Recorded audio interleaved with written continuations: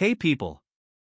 I'm posting this on a throwaway because some of my friends know my name, and honestly, I'm still kind of raw from everything that's gone down.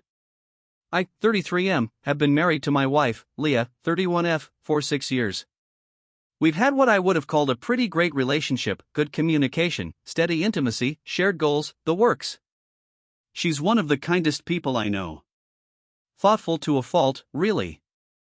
So this isn't one of those stories where the red flags were obvious from the start. But things started feeling off about 2 months ago. It started small. Leah's best friend, Jenna, got out of a bad breakup and was suddenly dragging the whole friend group out for girls' nights again. Nothing inherently wrong with that. Leah had every right to go out and have fun. But the vibe around it felt weird. Like she was being pushed to go.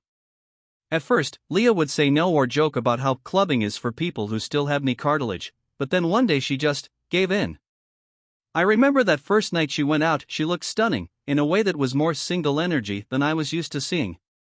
I told her she looked great, but she barely smiled. She just said, Jenna wouldn't let me wear anything else, and brushed past it. It was the first time I felt something tighten in my chest. Call it intuition or paranoia, I don't know. I didn't want to be the controlling husband, so I said nothing. When she got home that night, way past 2 a.m., she was quiet. Not drunk, just distant. She crawled into bed without waking me, but I wasn't asleep. I pretended to be. Her breathing sounded different. Shaky. That was the night everything started changing. I just didn't know how much yet.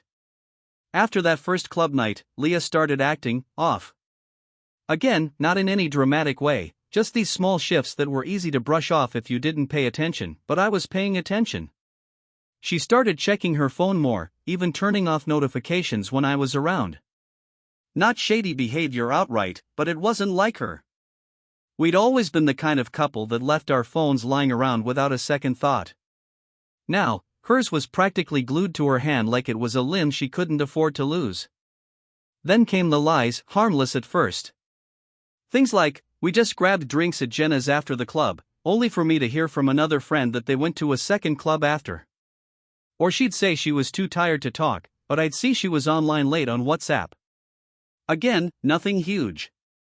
Nothing I could throw down on the table and say aha. But it was all weird, and the air between us had changed. One day, I came home early from work and found her sitting on the couch, staring at her phone, not noticing me right away. She jumped and quickly put it down. I said, "Hey, everything okay?" and she forced a smile and said, "Yeah, just a dumb meme Jenna sent." But the smile didn't reach her eyes. I wish I had asked to see it. I wish I had said something more. But I didn't. Because I wanted to believe this was just stress. That maybe she just needed space. Looking back now, that was the moment I started lying to myself too. I know this sounds bad, but I wasn't trying to be some possessive stalker. I just needed clarity. Leah was going out again, another Jenna needs cheering up kind of night. She told me the same thing she always did, don't wait up, we'll probably just grab a couple drinks and dance a bit. I smiled. Said have fun. But something in me couldn't let it go this time. So I got in my car about an hour after she left. I had a gut feeling they'd be at that trendy club downtown, Velvet Room, where Jenna always tagged herself on Instagram. Sure enough, Leah's car was in the lot. I parked down the street.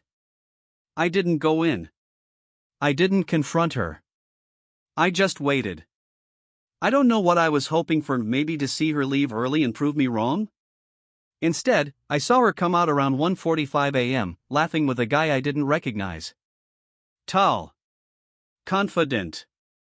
Hand on the small of her back, not casually. Intimately. They stood by the curb talking for a while. Too close. She touched his chest while laughing, then he leaned in and kissed her. And she let him. I don't even know how long I sat there afterward. My hands were shaking. I felt like my chest had been split open with a dull knife. It wasn't just the kiss. It was the way she responded, like they knew each other. Like this wasn't the first time. I drove home, got in bed, and pretended to sleep. She came home about 30 minutes later, smelling like perfume and sweat and smoke. She kissed my cheek and whispered, "I love you," before curling up next to me. I didn't say a word. And I hated myself for it. The next morning, I acted normal. Made coffee. Kissed her on the forehead. Asked how her night was. She paused for a second, just a second, and said, "It was good." Jenna got sloppy though. I had to drag her to an Uber. I nodded. Didn't push. But inside, I was screaming. For the next few days, I spiraled. I couldn't concentrate at work. Couldn't sleep. I kept replaying that moment outside the club. The kiss. Her smile. The way she said "I love you" like nothing had happened. I thought about confronting her 100 times. But I didn't. I wanted her to confess. To feel the weight of it. And part of me was terrified of what she'd say if I asked. What if she told me it was love? What if she told me she didn't regret it? Then, 3 nights later, something unexpected happened. We were sitting on the couch watching some mindless cooking show. She was quiet. Fidgety. I thought she was just tired again. But then she muted the TV, turned to me, and said very softly, "There's something I have to tell you." I felt my stomach drop. She looked like she was going to throw up. Her hands were shaking. Her voice barely held together as she said, "I kissed someone. At the club. That night. I didn't plan it. I didn't go looking for it. It just happened. And I hated myself the second I got in the Uber." I didn't say a word. She kept talking. Said she'd been feeling pushed into going out, like she was trying to be someone she wasn't anymore. Said Jenna's been trying to relive her 20s, and Leah got caught up in it. She admitted that guy, his name was Ryan, was someone Jenna introduced her to weeks ago. Nothing serious. Just flirty. Until that night. She said it was just the one kiss. That it didn't go further. That she didn't even give him her number. She said she didn't tell me right away because she was afraid I'd leave. That she didn't want to destroy us. I still didn't speak. Finally, she said, "Please say something." And all I could say was, "I already know." Leah froze. She looked at me like I had just ripped the ground out from under her. "What do you mean, you already know?" I told her everything. That I had followed her. That I saw them. That I watched her laugh and lean into him. That I saw the kiss, not some accidental peck, but something real. Intimate. Familiar.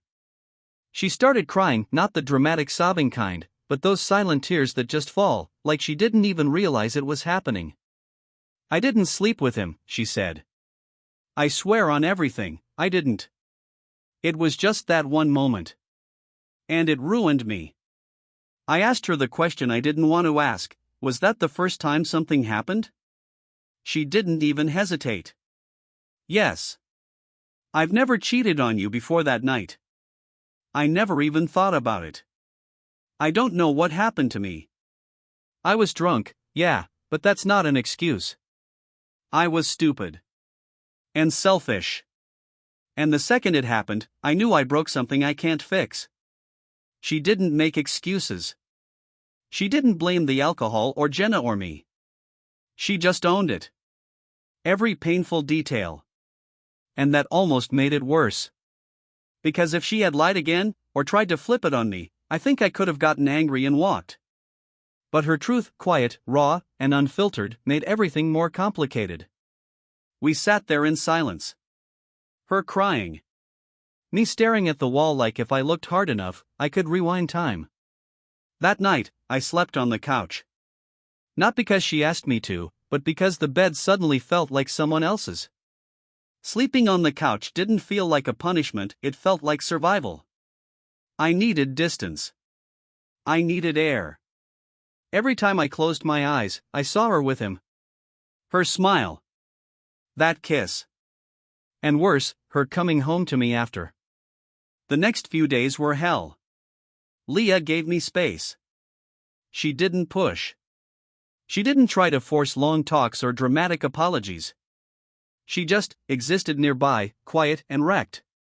I could hear her crying at night, and part of me wanted to go to her, to hold her, to make it all disappear, but I couldn't. I was shattered. At work, I found myself zoning out during meetings, staring at emails I couldn't process. My friends noticed I was off, but I lied, told them I was just tired or stressed. I didn't want to explain. I didn't want to hear the words out loud, "My wife kissed another man." I kept questioning myself. Was I boring? Too safe? Had I stopped making her feel desired? Did I push her into the arms of someone else by being too predictable? But that thinking only made me spiral. Because the truth is, you can be a good partner, supportive, loyal, loving, and still get cheated on. Infidelity isn't always about what someone's missing at home. Sometimes, it's about something missing in them. And that realization hit hard. Because if it wasn't about me, then there was nothing I could have done differently. I wasn't angry all the time. I was sad. Tired. Hollowed out. And the worst part? I still loved her. I loved her through the betrayal. And that made me feel like a fool. About a week after her confession, Leah asked if we could talk. Not like one of those tension-filled sit-downs, but just a quiet walk around the neighborhood. She said, "I won't beg, and I won't defend what I did. I just want to talk. You can walk away whenever you want." I agreed, mostly out of curiosity, and maybe a sliver of hope I didn't want to admit. It was late. Cool air, soft streetlights. We walked for a few minutes in silence before she said something that completely threw me. "I'd booked an individual therapist," she said. "First session is Tuesday." I looked at her. Why? Because I've been lying to myself for a long time. About being okay. About who I am in this marriage. And about what that kiss meant. I didn't speak. I was afraid she was about to drop another bomb. She kept going. "I think I needed attention. Validation. Not because of you, but because I didn't know how to handle losing myself. You've always been this steady, grounded person. And somewhere along the way, I became this shadow of who I used to be. Clubs, drinks, that guy, it was like I was watching myself from the outside." Then she stopped walking and looked at me with the saddest eyes I've ever seen. "I love you." I never stopped. But I know that might not be enough anymore. She didn't ask me to stay. She didn't beg me to forgive her. She just gave me her truth, calmly and clearly. And for the first time in all this mess, I didn't feel manipulated. I didn't feel guilt-tripped. I just felt seen. That night after our walk, I sat in the dark living room long after Leah went to bed. I thought about our whole relationship, the early days when we couldn't keep our hands off each other, the nights we'd stay up talking about dreams we hadn't yet outgrown, the way she used to laugh so hard she'd cry. I remembered the first time she met my parents, and how she wore this ridiculous mustard yellow sweater I hated but she loved. I remembered how nervous I was the night I proposed and how sure I felt when she said yes. And I thought about how easily it had all unraveled. I kept asking myself one question: can I ever look at her the same way again? I realized the answer was, I don't know. I wasn't angry at her anymore, at least not in the way I expected to be. I wasn't picturing revenge or divorce papers or angry shouting matches. I was just hurting. Quietly. Deeply. Constantly. But I also had to admit something I'd been avoiding: I wasn't the same person either. Somewhere along the way, I'd become emotionally lazy. I stopped asking her about her feelings, stopped checking in the way I used to. I let life bills, work, routines take over. I wasn't responsible for her betrayal, but I could see how we got here. And that made everything so much messier. Because healing wasn't going to come from blaming her. It had to come from figuring out if we could rebuild together or apart, without pretending we were the same people we used to be. So the next morning, I told her something I hadn't said since the night she confessed. I don't forgive you yet. But I'm not walking away either. She just nodded, tears in her eyes, and whispered, "That's more than I deserve." The days that followed weren't some magical recovery arc. There were no grand romantic gestures, no passionate makeup scenes. Just small, painful, real moments. We started going to couples therapy. At first, it was brutal. Sitting in that room, talking about the night she cheated, the reasons behind it, and how it made me feel, it was like ripping open a wound over and over. But our therapist, bless her patience, helped us focus less on blame and more on understanding. Not excusing. Just understanding. Leah showed up to every session fully present. She never deflected. Never minimized what she did. She cried a lot. I did too, though not in front of her at first. But little by little, we began having honest conversations we hadn't had in years, not just about the infidelity, but about who we were as people. What we'd lost. What we wanted. One night, she said something that stuck with me. I don't want to win you back. I want to become someone worthy of your love again, even if you decide to leave. That floored me. Because it wasn't manipulative. It was just, sincere.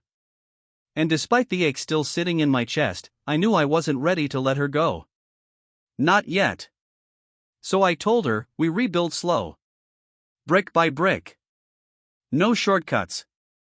She nodded and said, even if it takes years.